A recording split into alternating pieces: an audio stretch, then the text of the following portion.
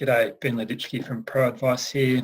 I was doing some recent analysis on some rainfall figures for a few clients, and I thought it'd be interesting to share this or a short video. So yeah, using a 12-month rainfall can be an interesting tool to predict seasonal pasture growth, and I'll just use a couple of examples here to illustrate that. So this is from Bothwell, which is in the southern highlands of Tassie.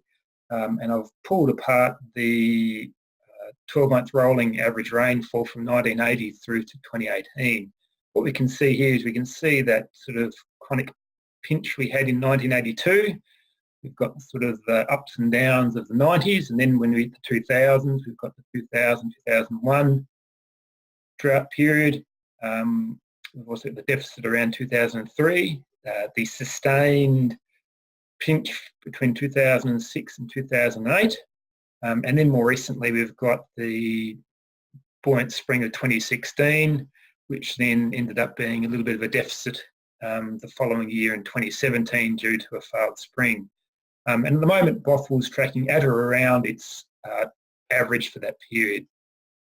Now if we're also to look here at Woodbury, which is in the southern Midlands of Tasmania, a fairly similar story. 1982, we've got the 2000 deficit periods, the sustained 2006 to 2008 deficit, and the very prosperous times in 2016. And now they're actually quite well above. They've got quite a lower rolling average at 425 mil annual average rainfall, but at the moment the annual average rolling 12-month rainfall is around about 520. So when it comes to fodder planning, potentially you could use seasonal rolling rainfall to form part of that. Ideally, we're looking to optimise stocking rate, the plan for contingencies, and understand too that the rolling average rainfall isn't as buoyant in some areas of the country at the moment. So, but ideally, it's always good to have a plan, whatever the conditions.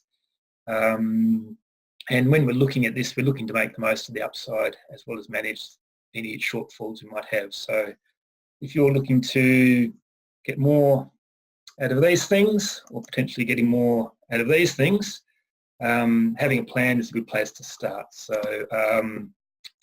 thanks for watching. We'll check it in soon.